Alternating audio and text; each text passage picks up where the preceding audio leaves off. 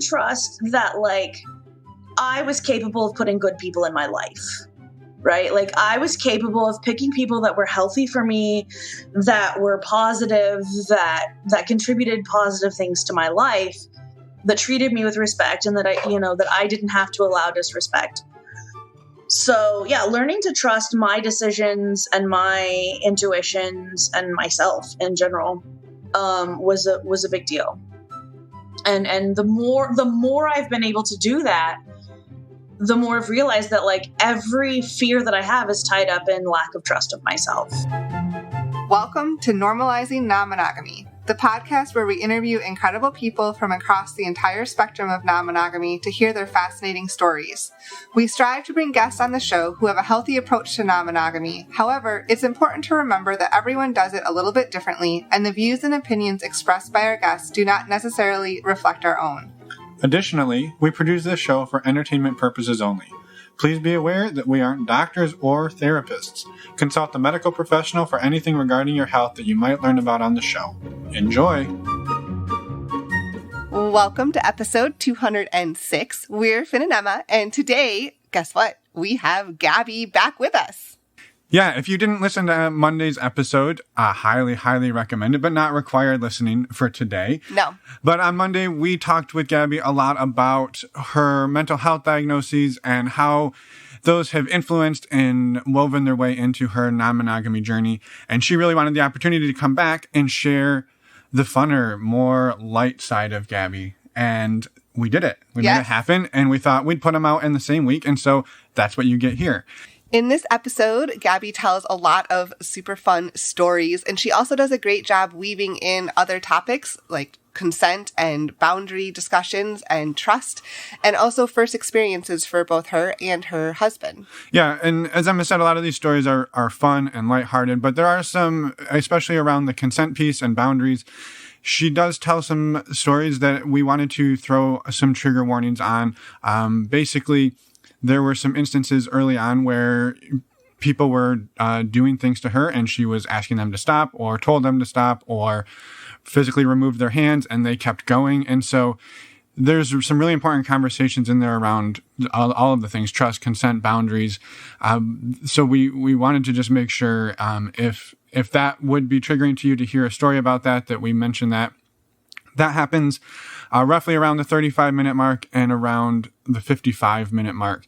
Additionally, in the last 3 minutes, she talks briefly about being suicidal and some ways that she has learned to cope with that and handle that and strategies around that. So we wanted to make sure to note that as well. And again, that's right at the end of the episode. Additionally, she talks a lot about her husband. In this episode, she mentioned him in the last episode, and he was upset that she didn't use his nickname. Right. So she uses it in this episode, but she also uses his real name, and we left that in. We cleared that with her, but we wanted to make note of that her using his name was okay, and we didn't violate any consent issues there. Right. I think that is all of the disclaimers about this episode. It is amazing. It is so fun. Thank you, Gabby, for coming on and sharing everything with us. We are very grateful. Yes. Before we jump into her interview, we do have a couple of quick announcements per usual. The first is a huge thank you to our Patreon community. As always, we're incredibly grateful for each and every one of you. If you're looking for community and looking for like-minded people to connect with, which is like community, right? Yeah, it's a good definition of community. You nailed it.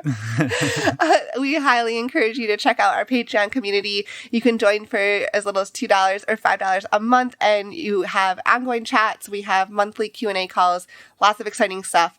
All of the information, including upcoming calls for November, are all on our website, normalizingnonmonogamy.com. Click on the Patreon button.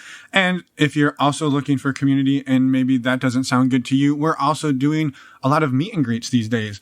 We've done a handful of in-person ones throughout the fall, and we have one tonight in St. Petersburg, Florida. That is October 27th tonight. Yes. From 6:30 to 9 p.m. All of the information on how to sign up and what that will look like is on our website. Click on the community events tab and you'll see a link there for in-person events. Additionally, if you're not in St. Petersburg, we have virtual meet and greets. We do. We actually had one last night that was super fun. And well, we assume it was super fun. we're recording this on Tuesday. True. And so we're just going to go on a limb and say they've all been super fun. Right. So why would tonight be different? And no, last night. Last night be different. Last night was amazing. Thank you to everybody who showed up. And now we confused you all. We also have 2 upcoming virtual meet and greets in November. We're going to start doing one on a weekday and one on a weekend, as long as our schedules permit. So the next ones in November are going to be on November 17th, that's a Wednesday, and November 20th, which is a Saturday. To find out how to sign up for those, head over again to our website, normalizingnonmonogamy.com. Click on the community events tab, and you'll see links there for virtual meet and greets. One thing to note about all of our meet and greets is they're open to anyone and everyone. They are not tied to our Patreon community at all. So just be aware. Yes. And we hope to see you both times. We're doubling it. That's double the fun. Double the fun per month. Woohoo! Also, other really exciting news. Finn and I are working on our winter-spring schedule, and we're hoping to do some events in the South and out West a little bit, some in-person, more in-person meet and greets. So we just want to quickly announce the locations that we're thinking of doing these events in. We don't have details yet, but they will be announced very soon. So we're thinking of doing events in New Orleans, in Albuquerque, New Mexico, Phoenix, Arizona, and Southern California, probably in the San Diego area. And then also working our way up the coast of California into Northern California, the Bay Area. We have some awesome connections there as well. So keep that in mind. If you want to learn more about that or stay up to date on that, you can go again to the in-person events tab, and there are links there to sign up for our mailing list so you can be informed as soon as we put all of the details out for each of those locations. Yes. So that is all we have for you here. If you would like to reach out to us, let us know how we're doing. Let us know how you're doing. Head over to our website again, click on the Contact Us tab, and send us a voicemail, an email, or, I don't know, carrier pigeon? Sure. Yep. Reach out to us. We'd love to hear from you. And now, let's go talk to Gabby. All right. Welcome back, Gabby, to the show. We talked briefly about this, but we had you on Monday, 2 days ago. Yep. / multiple weeks ago in real time. And after we recorded last time, you shared with us that you wanted to talk about the fun side of Gabby and the adventures you've had and this experience exploring non-monogamy the way that you've done it. In the last episode, we talked a lot about some hard, heavy stuff. Yeah. And so our preference would be to just give you the floor to talk about whatever it is you want to talk about, share it however you want to share it. And we'll interrupt with questions. But to kick us off, do you mind reintroducing yourselves for anybody, yourself, not selves? You are just one of you. Do you mind introducing yourself for anybody who didn't catch Monday's episode? Sure. My name is Gabby. I identify as a relationship anarchist, aromantic, bisexual. I'm 37. I almost said 27. If only it were that easy. Give myself an extra, 10 years less, Yeah. I am married. I have 2 stepsons that I help co-parent. One I'm not with his dad anymore, but he's 18 now. So yeah, I don't know. What else should I say? I think that's good. Do you mind really quick before we completely turn it over, explaining what aromantic looks like for you or what that means for you? Because I don't know that came up last episode. It might not have. In my intro last time, I forgot to say that I was bisexual too. So, clearly I just had a one-track mind. I thought it changed in the last 2 days. Thank you for clarifying. It's got to change someday, right? It has to change. One day you are, and one day you're not, right? Like you there's a day that you recognize it. Yeah, there's a day that I was going to say, I don't know that I ever wasn't bisexual, but there was a day that I recognized it. Sure. And that's a fun story. That's a fun story in and of itself. We'll circle back. Yeah, we'll circle back to all that fun stuff. So aromantic to me, I build all of my relationships with a friendship base. So for me, aromantic is simply everyone is my friend, and then anything built on top of that is benefits. So like I have purely platonic relationships that, you know, I mean, we might be cuddle buddies, and then I have like more sensual relationships, and then I have sexual relationships. I have a cohabiting relationship with my husband, co-parenting relationships. But for me, everything is built more on the basis of friendship as opposed to ideas of what romantic, you know, traditional relationship escalator type things, you know, the go on a first date, get Twitter pated, fall in love, get married, have kids, have a house, never communicate what either of you actually is. I find that sometimes even just changing the language about how you structure your relationships changes how people interact in them. So I prefer to say like, I always do friends with benefits, and what the benefits are is just things that we decide for ourselves, and they can mirror a romantic relationship. But for me, it's more about intent and not just getting carried away in feelings, and, you know, which to me is what a lot of romantic thing is that I feel in love. I feel this. And, you know, as we discussed last time, when you're someone whose feelings are chaotic sometimes, having a more structured way of organizing your relationships is important. Mm-hmm. Yeah. It sounds like a way to like set expectations too. It is. When I meet people and like we first, you know, go on a couple of dates, you know, you get that NRE, and I'm just like, hey, like this is my boundary. I'm here to hedonistically enjoy NRE. And then once we hit a comfort zone, we can decide what we want it to look like from there, like what a more solid label or like expectation is. But I'm not going to say I'm falling in love or like anything like that, because this is NRE. Like this is increased chemicals and pheromones and excitement. And I don't want to make the mistake of leading someone on or getting myself hurt because like I'm setting these expectations in NRE state that might not carry through for very long, Sure. you know? So you're not opposed to falling in love or to having a romantic partner. It's just in the way that you set the expectation and the boundary on the outset. Correct. Perfect. Yeah. All right. The microphone is now yours officially. Thank you for indulging us. In your introduction. Yay. So I said that I had a fun story about figuring out that I was bisexual. So I was raised really religious. And my parents didn't preach about being gay. Like I didn't even know that gay was a thing. Like I grew up in a small town. My dad was a minister. Did not even know gay was a thing. When I was probably about 14 or 15, I got a hold of one of my dad's Hustler magazines that he wasn't even supposed to have.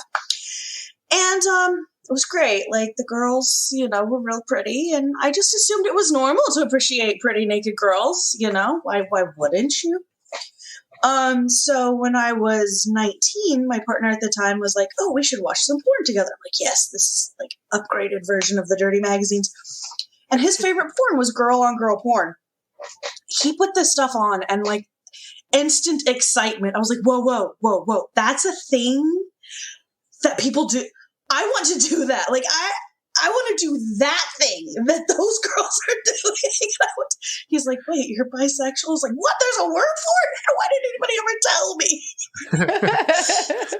So yeah, that's my, and then everybody knew.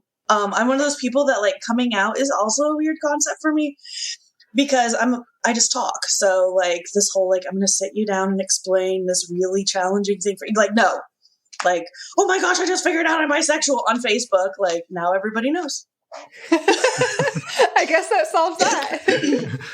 Yeah. If you take it hard, then that's on you and you have time to process it without me being in your face. So it was that way. Same when I came out as non-monogamous. I'm like, oh my gosh, like I just figured out there are people that have multiple relationships at the same time. This is the coolest thing ever. I want to do this thing. Yeah, people just get used to it. I think it's announce who I am all the time. Yeah, I think it's such a free way to live where I would say you're not rude about it, but you're sort of disinhibited about it. Like you're going to be you in a respectful way, and people can either love you or not. And that's exactly it. And I think it's not that I'm like super in people's face, but I am unapologetic about it. Mhm. Yeah. And like this has come up because like I said, I have family that is extremely homophobic, and I have other siblings that are queer. And they have struggled with, family members not accepting them. And they're like, well, how do you navigate it? Because like, you're even more queer than the rest of us in a lot of ways. And I'm like, I don't ever ask for their permission to be me. Like, I never asked for their opinion of me. Like, I just exist in the same space as them. And I don't really give them an opening to critique me without it making them look rude. Like, I never put them in a position of having to be like, that's too much. You've gone too far. I allowed them to. So when I've had non-binary, trans, women partners, and I brought them to family events, my only expectation was that my family treated them with respect as a human being. And I never introduced people to my family in conjunction to who they are to me. So it's always their name. And then like some of the people would care whether or not I was in a relationship, and they'd be like, oh, is that your new girlfriend? And then other people would be like, oh, you clearly have brought this person to every family event for the last 5 years. Clearly you're with them. So now they are a friend of the family, but I never set expectations for how other people interacted. And I think that has helped me navigate it, because I'm not asking for your opinion. I'm not asking for your permission. I'm not forcing you to confront anything, openly, but you have to confront it to some degree just because I exist near you in the same space. So, yeah. So when one of my siblings, when she introduced her girlfriend, I was actually impressed, because some of my family members that had been very resistant to acknowledging my partners were my partners before easily refer to her girlfriends as her girlfriends. So I was like, just allowing people to grow in their own space without forcing them to acknowledge you has been a very successful strategy for me.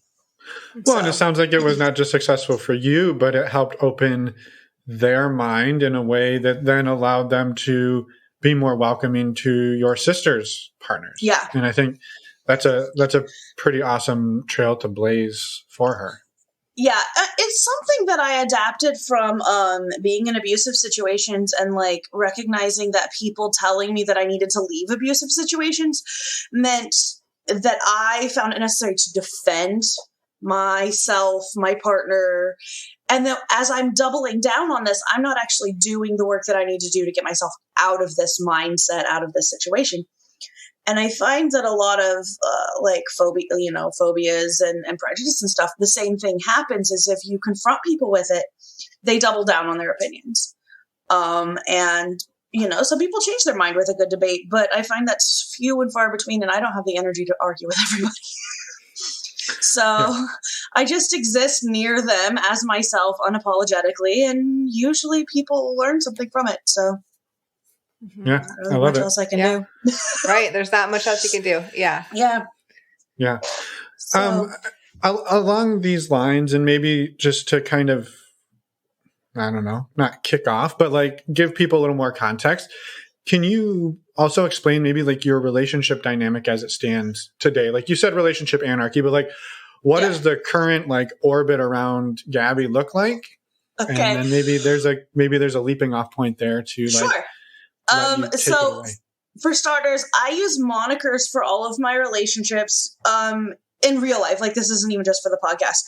And speaking of which, my husband was real disappointed that I didn't use his and that I just referred to him as my husband the entire time last time.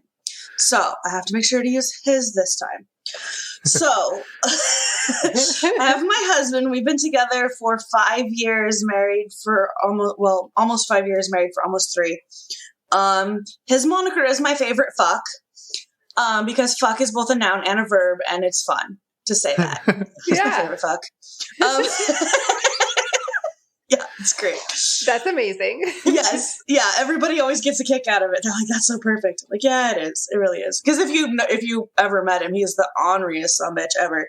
So, and then I have various other friends with benefits.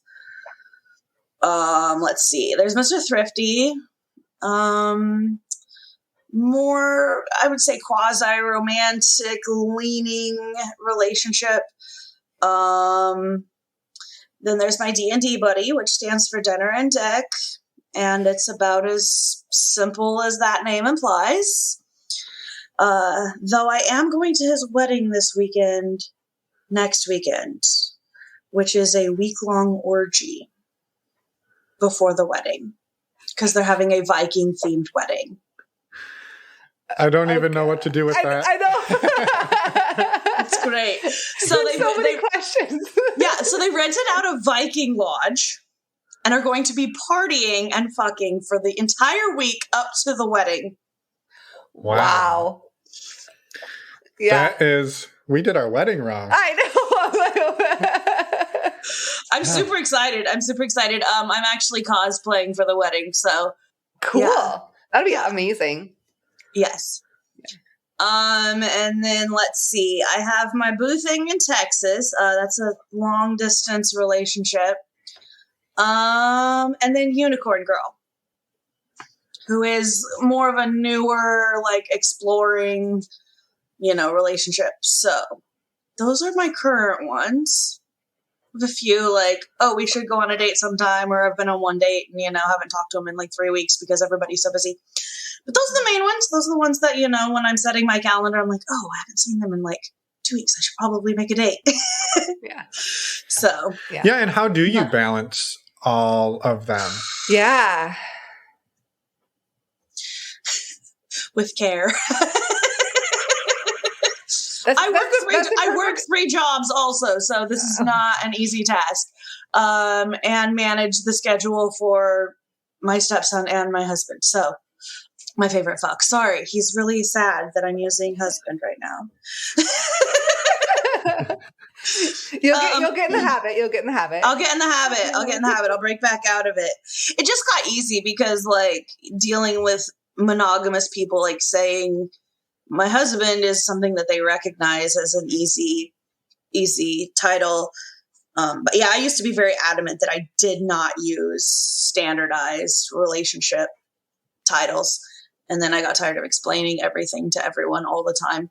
So now it's just, when I'm talking to non-monogamous people and I need to identify the various, people. You just asked me a question and I promptly forgot it. How do you balance everything? Oh, balancing. Yes. So I am an adamant schedule keeper. I actually use an app that's really cool, and it's a shared app.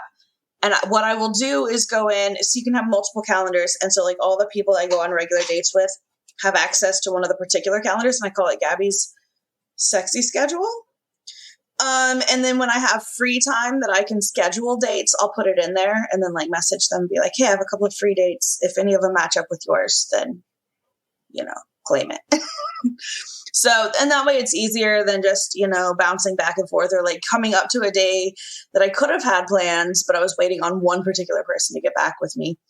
And now most of them are just in the habit where like at the beginning of the week, they'll go scroll and see if I have any free time and then message and be like, I have Wednesday free. You have Wednesday free. We should hang out. So yeah. But yeah. What's the name of the app? Just so it's called Family Wall. It's an amazing app.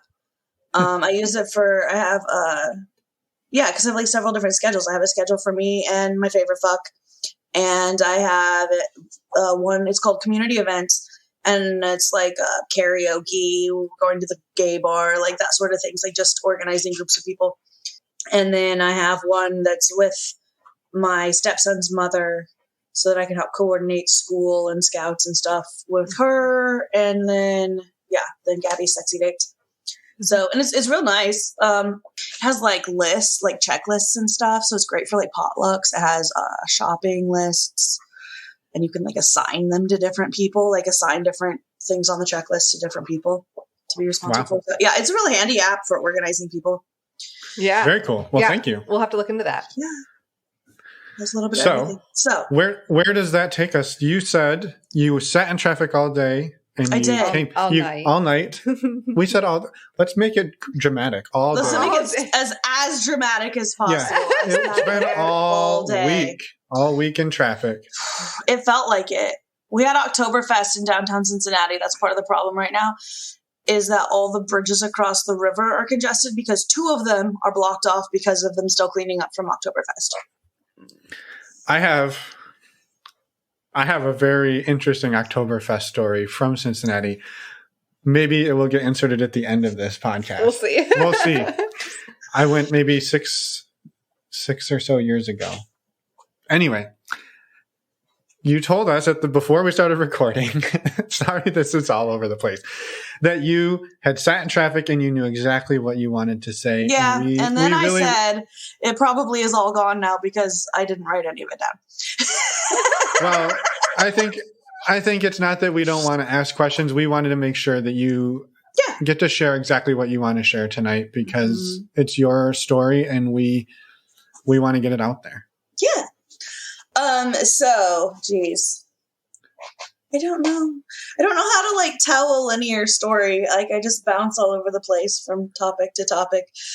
But yeah, like I've gone through several different stages where I went from only wanting the emotional intimacy more than like I cared more about the emotional intimacy than the sexual or physical aspects of things. In fact, that was like my original foray into it was I felt like I was cutting off friendships because they became too intimate or because like physical contact, desires, even if it wasn't sexual, were above and beyond what was allowed for monogamy. So I don't know. And now it's kind of flipped. Now I'm just like, I'm here to party and have sex and let's be friends while we're at it. And what do you think drove that change? Healing from trauma, probably a lot. My husband has helped me a lot with that. So, like the swinging aspects helped me because I was in an environment in which I could explore and felt safe and like build trust in myself. Because when you've had boundaries violated by people, it's really hard to even try to like put them up because you're like, oh, like they're just not going to pay attention anyways. So having people who do and then getting to have like really awesome experiences is fun. Our first, I have to tell you this. So our first swinging experience, the very first episode that you guys did, the couple was talking about how like they drove and like met someone halfway at a Airbnb, and then like she was really unsure, and then like she's talking about like after she gets done and like she goes in the bathroom to clean up, and like she's like, oh my god, that was the best fun I ever had. And I was like, man, I wish I could have that, but like I don't know that I will. Like I'll be happy if I don't have any like trauma related like hiccups. That's exactly what happened though. Like we got done and I was like, oh god, that was way fun. Like not only did I not have any like major trauma responses, like the one time I did have to say like, hey, I need like some space, everybody like just gave me the space. I didn't feel like I was disrupting anything. Like it was just the best. Yeah. I mean, amazing. I was in a good spot. So, I had a little bit of like claustrophobia panic because it's the best scenario ever. I was performing oral on the girl and while the guy was fucking her. So I literally had 2 sets of genitals in my face. And then it started to close in a little bit more than I wanted it to. Yeah, I can get a little cozy in there. Yeah. Yeah. And so like, so I'm one of those people that has a habit of going nonverbal if I have a trauma trigger. So I'll tap out like it's an actual like wrestling ring. So I'll just like start tapping. Like that's my like Gabby can't talk, but let me up. Stop. So which neither of them caught it, but my husband was he was like laying on the other bed watching everything, you know, playing around a little, and then like he saw it and he's like, time out, Gabby needs a timeout. And then like I popped up and I'm like, you know, panicking, and they're like, are you okay? And I was like, I just need like, let me tag Robin and sit over here and watch for a while and you guys have fun. And they're like, are you okay? And I was like, yeah, I just need a breather. And they're like, okay. And like everybody went back to having fun. And then it was great to not feel disruptive of everything going on. Because that was always one of my fears, is that like I was going to have a reaction to something and like it was going to ruin everyone's night. So then it wasn't just me having an issue. Now everybody has an issue. But it was such a non-issue that I think that helped relieve a lot of stress.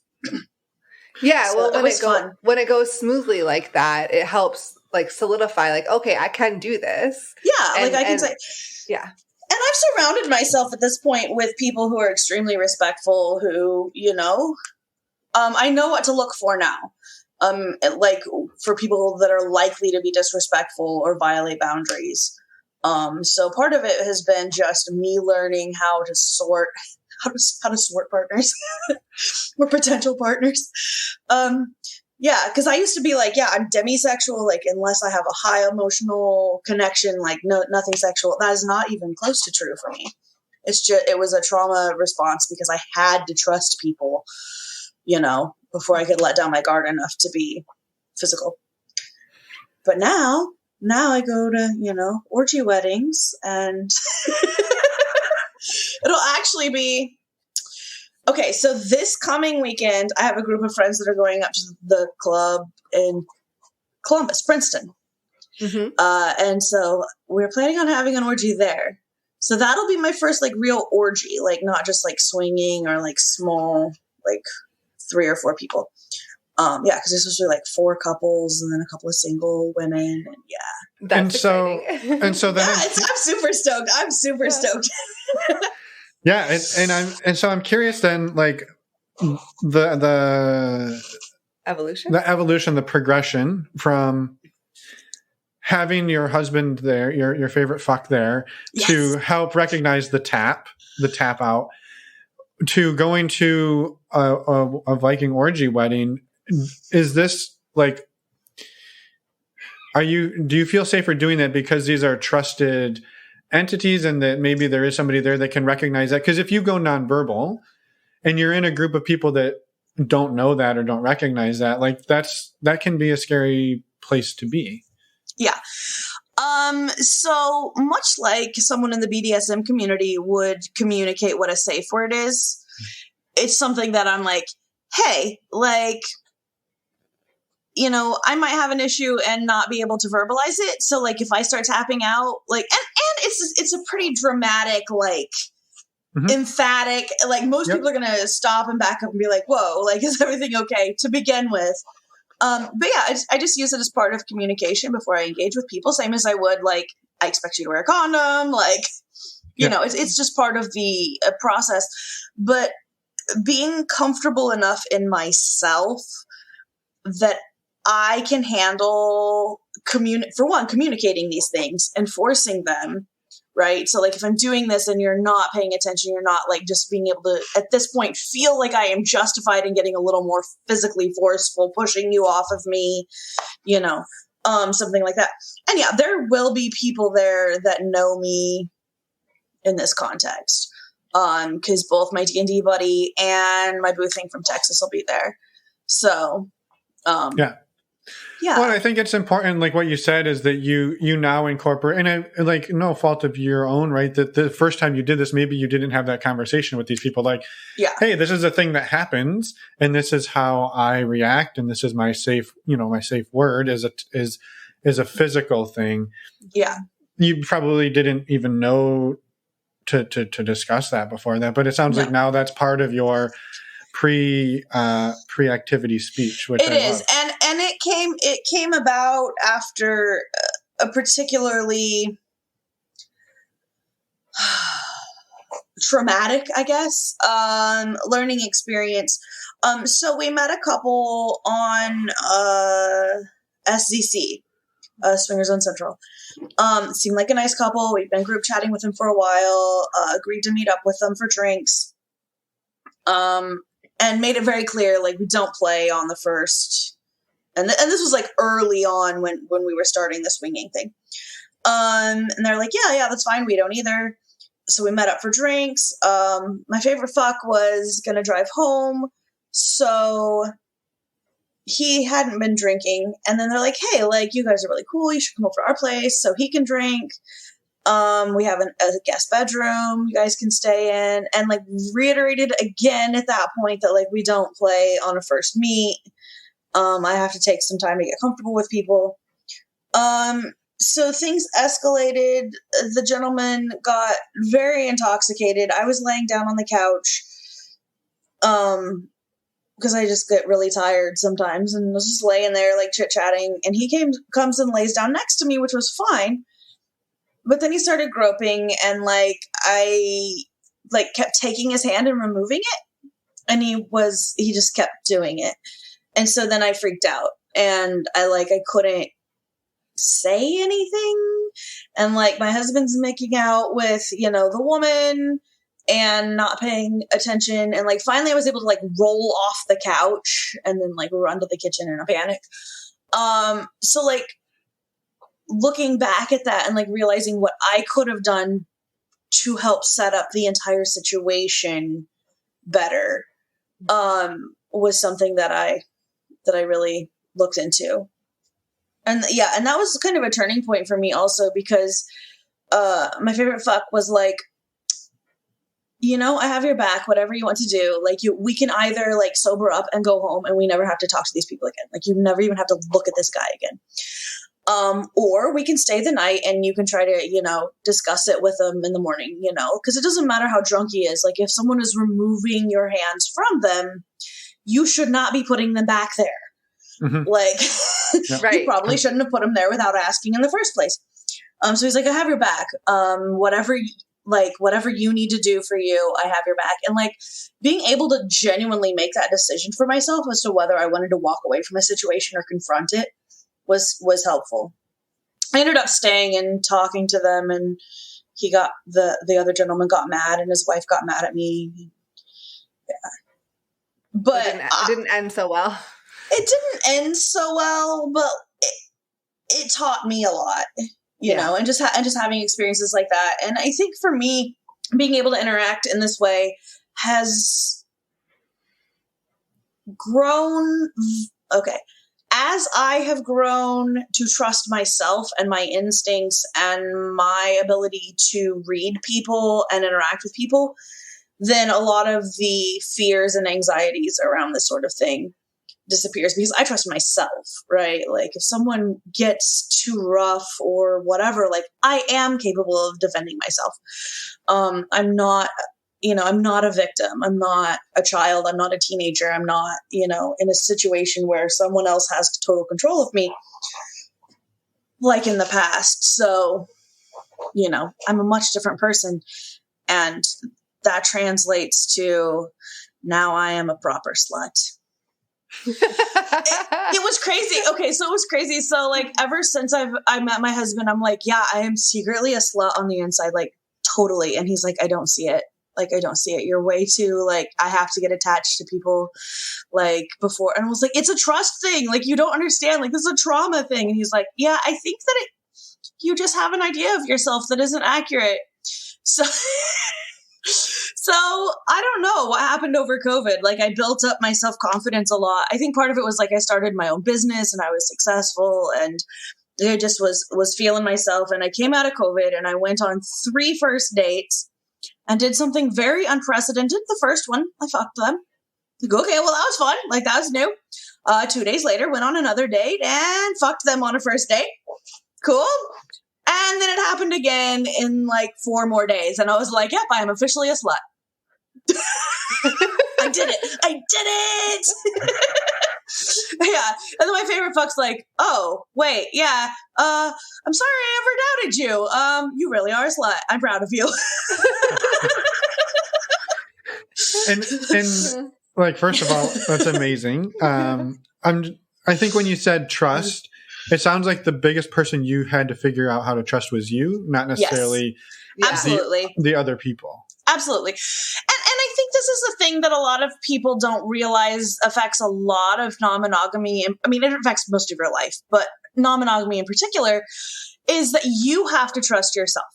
For one, you have to trust yourself that you're capable of handling anything that happens to you, right? Like, even if I am the most cautious person ever, I could still get assaulted again, right? Like, it doesn't matter. It doesn't matter.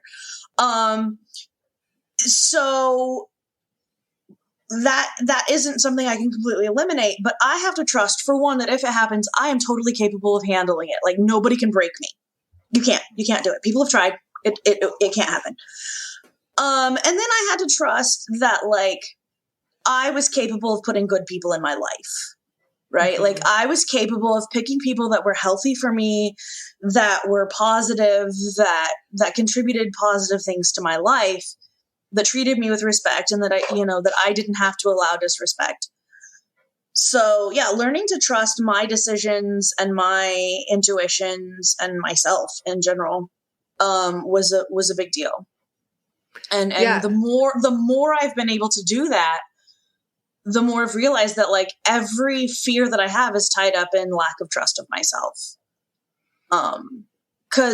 So my favorite fuck had a couple of people in his life at one point that I wasn't necessarily a fan of. I found them to be not very honest, and found them to have betrayed trust of several people. And I just didn't trust them. And like, one of them had cheated on her partner with her best friend's boyfriend and 2 other people. And then when I was like, well, why don't you just try to have an open relationship? She's like, oh, he won't. And I want to marry him, but I have to be myself. So this is what I'm going to continue doing. And then And then like, he's still friends with her because, he's known her for a very long time. And I was like, yeah, well, like, I don't want to interact with her anymore. And then he's like, well, do I need to stop being friends with her? And I was like, why? I trust you. And even more importantly, I trust me. Like, if you make a decision, like, for one, she can't do anything.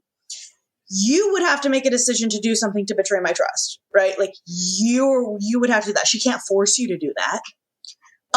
For one. And I trust you. For 2, even more than that, I trust myself. Like, if you do betray me, I'll learn something from it and I'll move on.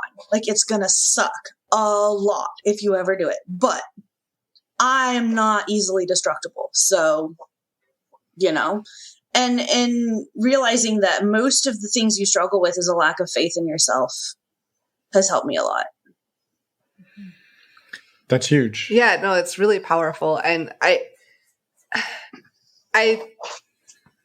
for people who are trying to figure out how to trust themselves, like, do you have any, like, is it just that's a big question, but do you have any tips of, like, how to go about that, like, learning that skill? Or how did it come about for you? Like, I assume this was an overnight thing, like when you became bisexual. It was not like being bisexual. It has happened in stages.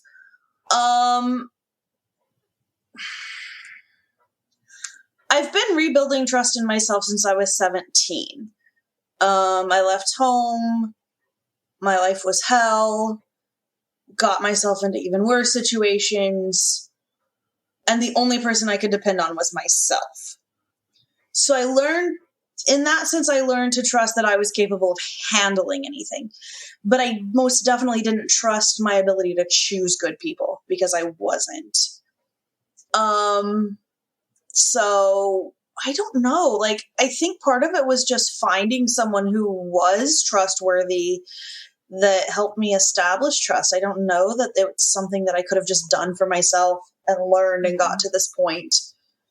Yeah, like the practice of trying to find people. Well, because for me, and I might have said this in the last one, things like love and trust are as much a choice as they are an emotion, right? Because there are days that I want to smother my favorite fuck with a pillow because he has danced all over my last nerve. And I'm like, yeah, but you love him. And it's not that I feel like warm and fuzzy and bubbly and, butterflies. It is, I consistently make a choice to choose things to build my life with him and build my relationship with him with respect and love. And I think a lot of trust is the same way. Like, you have to say, I don't see the trust, but I'm choosing to act in trust. Which, especially for me, was as someone with borderline personality disorder, like learning that trust was an action as much as a feeling, because feeling that I trust people is not something that I frequently instinctively go to, including myself. And I think that learning to remind myself to act in trust of other people then reminded me to act in trust of myself. And then it just became more of a habit. And the more of a habit it became, the more I was able to experiment. And I don't know. We talked about the book Polysecure last time, right? I think so. Mm-hmm. Yeah. And when she talks about, in the very first chapter, when she talks about like how kids are not willing to explore their surroundings if they're not in a secure relationship style. I think that having a secure relationship with my favorite fuck has really helped me be able to explore everything else, because it doesn't really matter how chaotic everything else gets.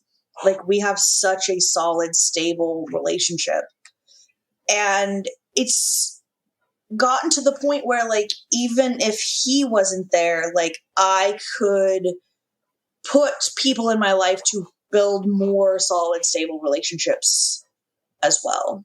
Mm-hmm. Yeah. So, yeah, but I think sometimes it just boils down to like the people in your life teaching you things. And unfortunately, I don't know. I don't have advice on how I found him. No, I think what you shared was perfect. Like that your experience, and sometimes it is just finding those people. Yeah, and learning to trust, right? Yeah. Learning through situations where maybe taking those chances. Yeah, that your trust has in the past been broken in a similar situation, and now this is happening with this person, and your trust wasn't broken, and then it wasn't broken again, and then it wasn't broken again, and you start to learn that like this is what it should feel like, what it should look like. So in therapy, one of the things they teach you for trauma is controlled exposure. Mm-hmm. And I think that has been a lot of it for me, like putting myself in an environment that is terrifying, but that I know up here is safe, right? Mm-hmm. Like the swinging, right? Like, I know this is a safe environment. If anyone tried to harm me in this situation, my favorite fuck would probably try to rip them limb from limb. Okay. Like, he is a primal, and he would probably try to rip them limb from limb. So this is an extremely safe environment, but it's still terrifying, right? Because I still have those trauma triggers that are warning me that this is a dangerous environment, external of my conscious thought process. So that was part of what the swinging was for us, was just, it's a known safe environment, you know, so that I can navigate better, enforcing my boundaries. People are far less likely to break them with him present, you know, even if they wanted to. So yeah, I think that had a lot to do with it, was being conscientious of controlled exposure to get over a lot of things. And did that open the door then to you being able to go out and explore on your own, mm-hmm. not necessarily with him by your side? Because you just said, like, people are a lot less willing to take that risk to break your boundaries if he's there. And so at that point at which you start trusting yourself, does that open up the doors for you to explore on your own without him there? It does. And I started noticing which people, like green flags, I think is what they call them, like things that people do to establish that they are taking respect and consent into account to begin with.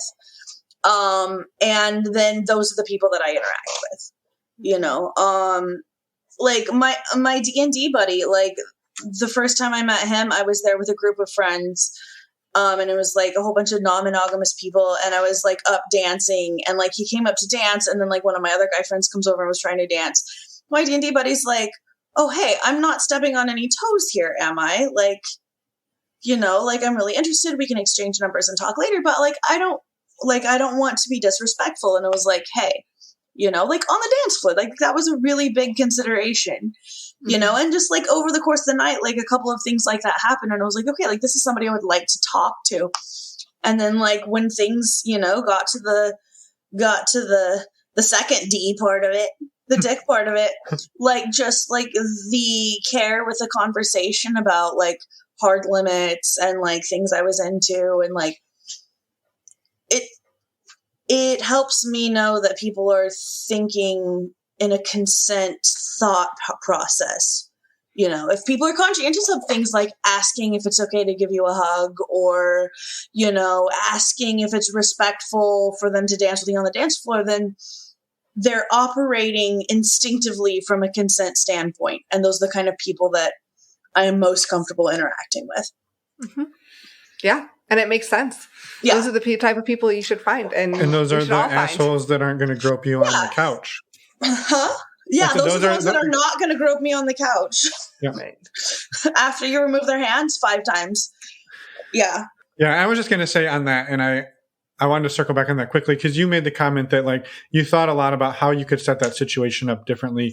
And I think that's a super important thing, but also like to recognize that like it wasn't your fault that it happened, right? And I took away that you know that. But yeah, I mean, I confronted the person later, like, hey, it doesn't matter how drunk you are. Mm-hmm. For one, you should have asked before you even put your hands on me. And for two, after I removed them from my breasts, then for you to try to stick your hand on my pants instead is not cool. Like, right. that's not even close to cool. It's not right. close to cool. Yeah. And I went from like being nonverbal to the last time I had an issue with someone threatening to cut off their balls. So, I mean, yeah, I prefer consent over having my balls cut off. Yeah, I mean, yeah. He kind of it's back to the whole like it's a lot safer when my husband's there, and I do not like men who only respect me when he's there. And I had issues with this person getting slightly touchy-feely with me while intoxicated, but like it was more like hand over the shoulder, like touching a boob, or like around the back, like slide it out, not straight up groping, but like, really, bro, like this is teenage behavior. So I generally just kind of try to avoid him at parties, and he's one of those people that people keep inviting to events even though nobody likes him. I'm like, why does everybody have these like quasi-rapey stories, and like no, he's still invited to all these events. So apparently he talked to my favorite fuck, and he's like, why doesn't Gabby like me? And he explained, he's like, you know, she has trauma issues and she has to trust people. So like you have to build her trust, like have actual conversations with her. Don't just, you know, drape your arm around her and try to, you know, cop a feel every time you see her. So I was at the swinger club with some friends, and he was there. And did I tell this story last time? No. Okay. I know I've told the story recently. I wasn't sure if it was on here. So he comes up to me and he's like, oh my gosh, like Rob told me that you've been assaulted before. I'm so sorry if I've ever done anything to trigger you. Like, I'll make sure to ask before I touch you again. And I was like, well, that's great of you. Like, now that you realize that, but like, you should have been asking the entire time. So maybe this is a lesson for you. Like, don't touch women. Assume all of them have been assaulted and are traumatized by it. Okay. Like this, and ask. Yeah. So like give him a hug, like I'm feeling a lot better about it. I'm like, oh, like he's, you know, he's changing his ways and we're shaping up. So, have a great night. I'm getting ready to leave. Go do my rounds of hugs, find him, tell him bye. He's sitting in the smoke room, and I come up, like lean over, give him a hug. And he's like, we don't do hugs around here. We do this, and grabs me literally by the pussy. What? Yeah. And I did not go nonverbal.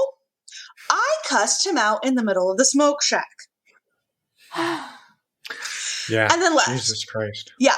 So fast forward about 2 months. I haven't seen him since. I'm at a house party. He was apparently there and had been there before. I wasn't already drunk. Right. And my favorite fuck was there this time too, but he was off, like, you know, chit-chatting with friends and stuff. And so I'm standing in the kitchen talking to the host, and he comes in and he's like, hands up, Gabby. I don't want Rob to kick my ass if I do anything to you. And that pissed me off, right? Like, because it shouldn't just be because somebody who is attached to me that is bigger than you is here.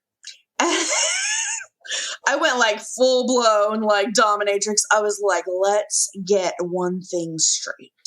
He is not who you should be afraid of. I am. I was like, I know that balls are weak and sensitive, and I know how to handle a knife. Don't fuck with me. And he goes, oh God. Yep, hands are still up. And just walked away. Yeah. Jeez. That's... And then I'm assuming that's the last you've interacted with him? Yeah. Yep. Yeah, Wow. I won't go to parties if he's RSVP'd. I think he eventually got kicked out of the group, but yeah, there were so many stories because like anytime I would be like, oh, is this person coming? And they'd be like, yeah, I don't know who invited him, but like, I was fucking this guy and like my eyes were closed and all of a sudden I had a dick in my mouth and I assumed it was my husband and I opened my eyes and it was him and I'm like, what the fuck? Why is he still invited? Like that's like beyond quasi rapey. Like that's straight up rapey at this point. Like, Yeah. No, we need to protect our communities from people like this. Like, why are we still inviting them to parties? Right. So that, people like Gabby have to threaten to cut off their balls. Well, and regardless of past traumas like that, none of that behavior is... No, it's not acceptable in any context. It would not be acceptable to treat someone who has never even remotely been the victim of violence in their entire life that way.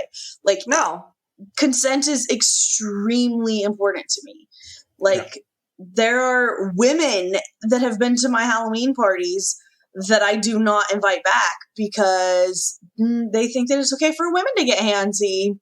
And I'm like, no, consent is a thing. And it doesn't matter what's between your legs or what you identify as. If you're not asking people before you put your hands on them, you are not welcome in my space. Right. Yeah. I don't tolerate it. Basic consent. Yeah. No, and we appreciate the detailed overview of it because it is hugely important. And if there's somebody listening that's thinking like, oh, well, I've done some of those things, like, stop. Like those are not okay things. And yeah, nobody's perfect. And like, I'm not the kind of person. One of my dearest friends was dating one of my former friends, and he was 21, 22 at the time. Him and I, the third time I ever met him, had a knockdown, drag out yelling match because I found out he'd been taking pictures up under my skirt. He is now one of my best friends and is avid about consent and avid about why? Because like somebody confronted him when he was being a total douche. Like you had unacceptable behaviors. Somebody held you accountable for them. You chose to learn from them. And now we can be friends. Like I don't expect people to like pop out the womb perfect. Like I expect people to learn. Like that's the one thing that I ask from anyone who is in my life is, can you learn? Because if you can learn and grow, we can be friends. Like that's literally, I'm not looking for perfect people. I'm the furthest thing from perfect. I look for people who are willing to grow with me. Yeah. And that's all I ask. Yeah. I love that.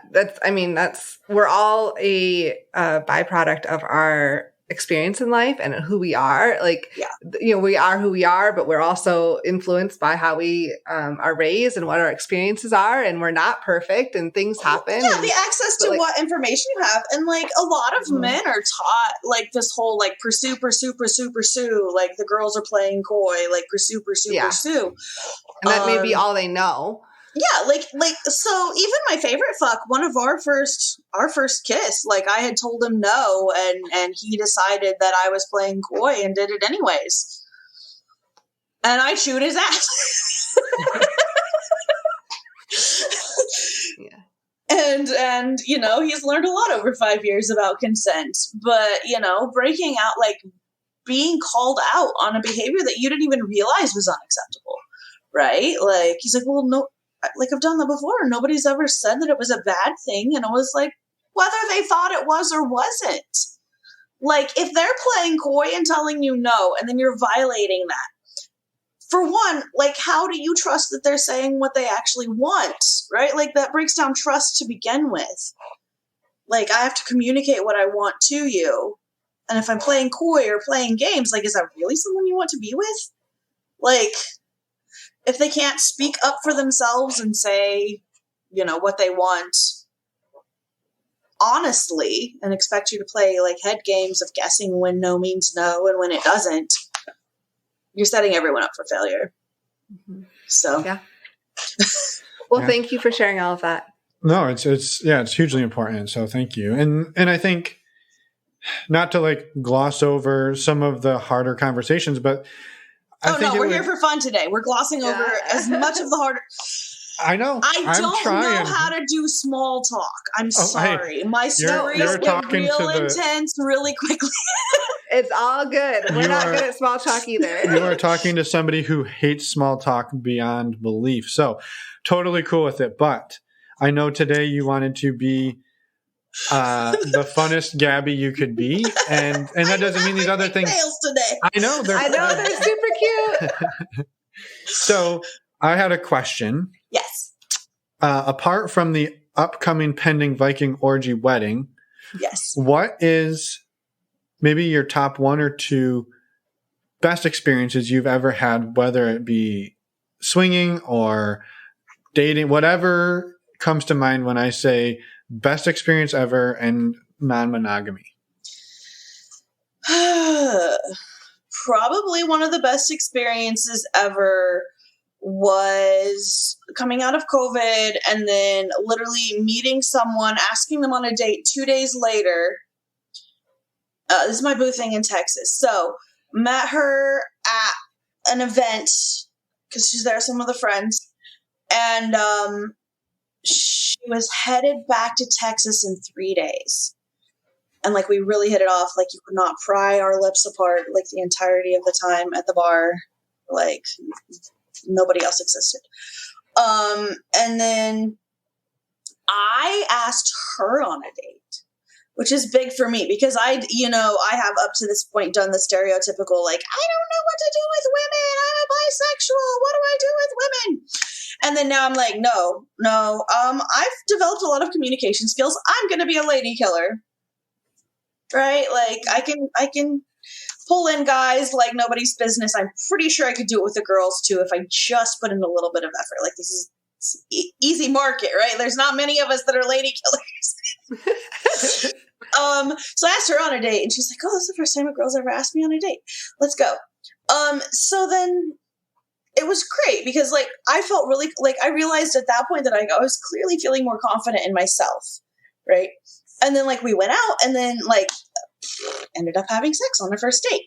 And I'm not sure how much of it was that there seemed to be a sense of urgency because she literally kicked me out so she could pack to go get on her plane.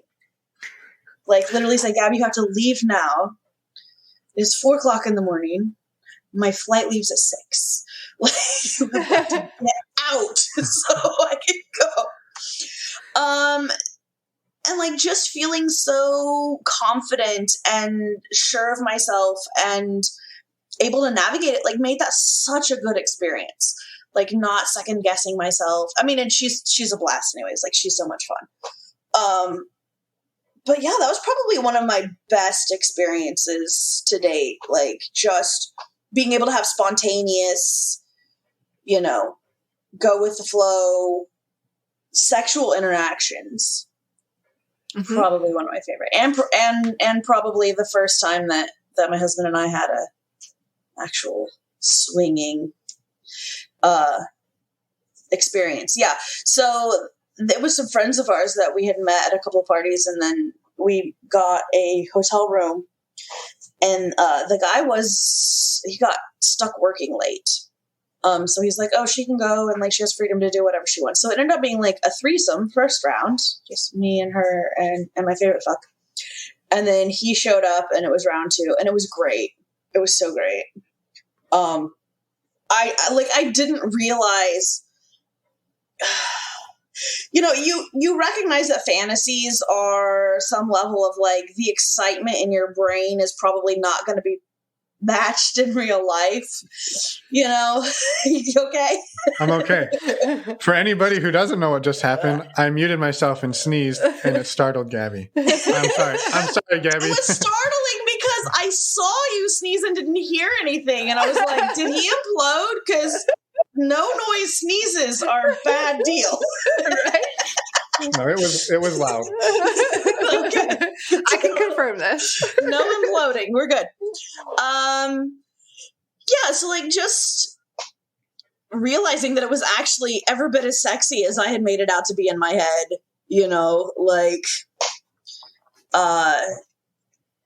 probably the sexiest thing ever happened was, so I had clearly eaten her out several times, had to tap out because too many genitals in the face. And, so then like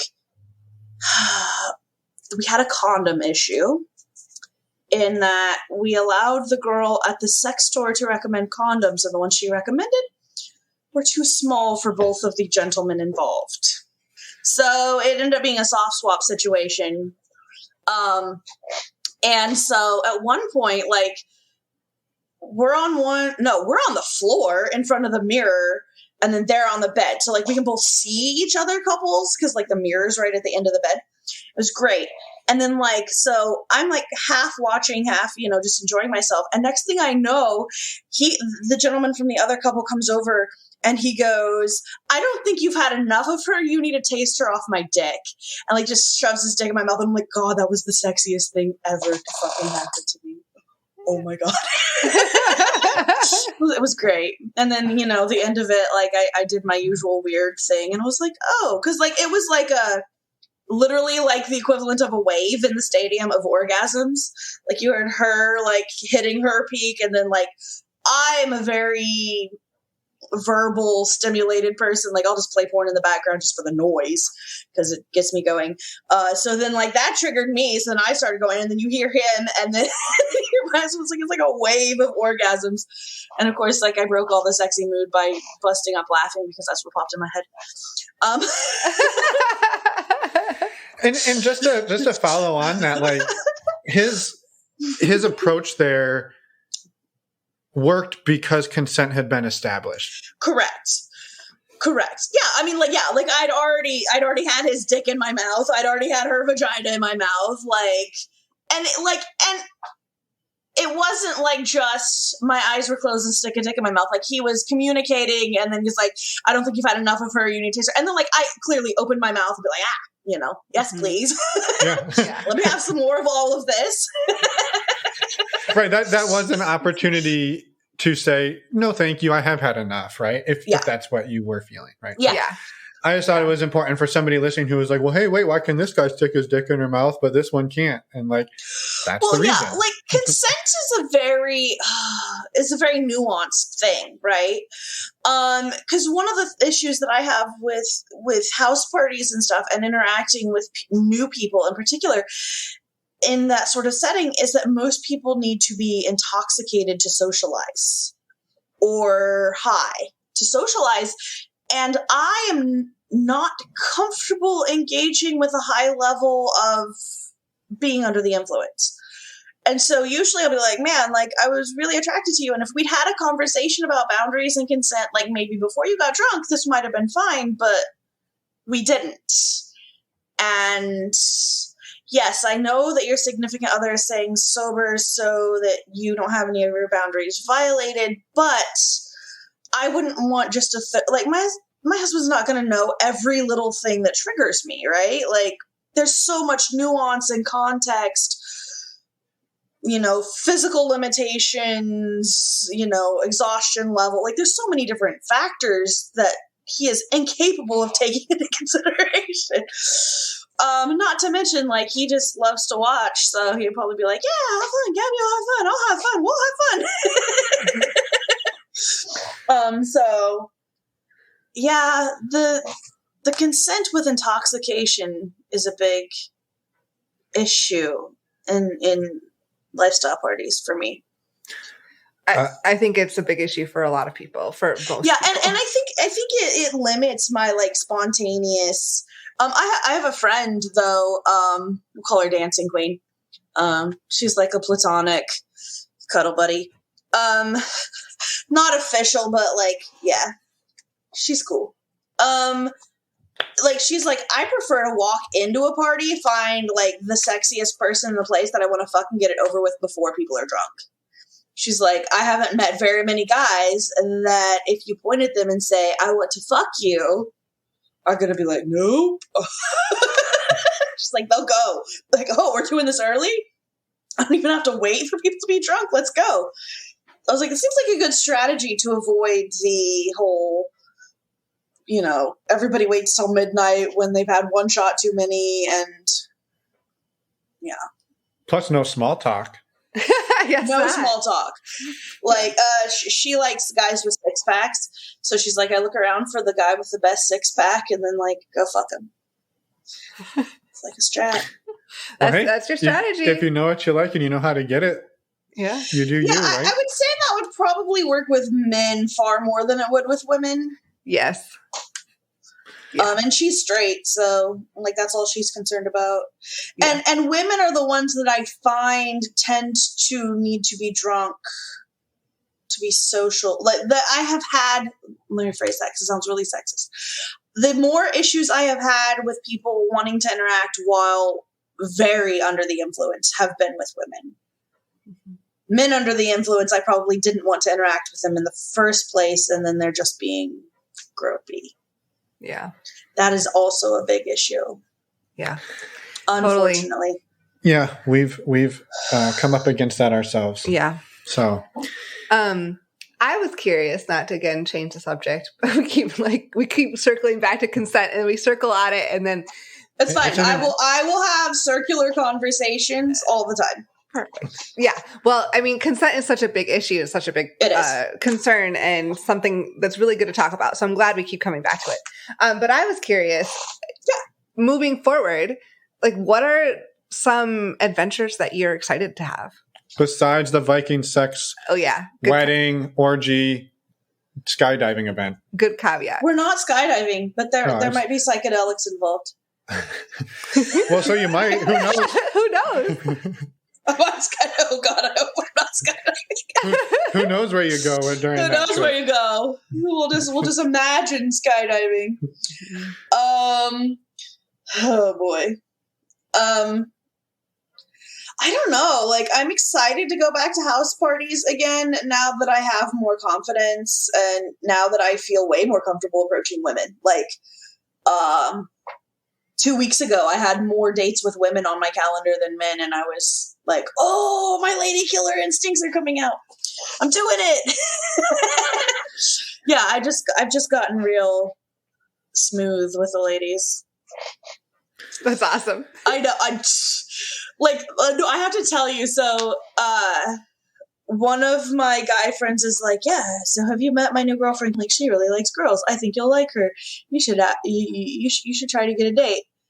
So I literally just like pick up my phone because I'm already friends with her on Facebook because I'd seen her like in groups a couple of times, but I'd never really interacted with her.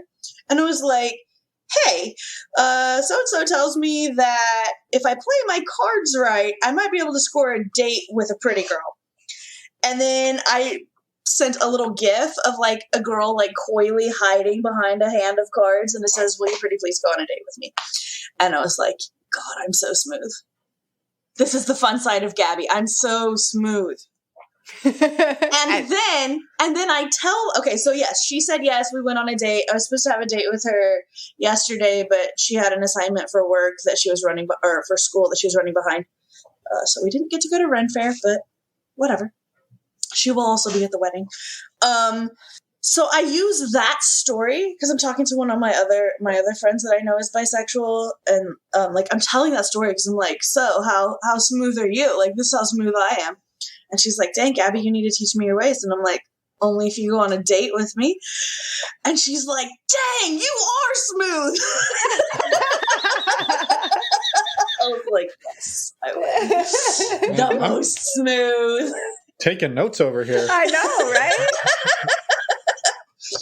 it's funny because my favorite fuck originally, his plan for me was for me to be his wingman because I'm such a raging extrovert. Mr. Thrifty the other day was like, Gabby, so we've decided that if we bring any more people into our poly circle, they need to have practical applications. We need a mechanic, a plumber, an electrician, an IT guy. Yeah, you got to round it out.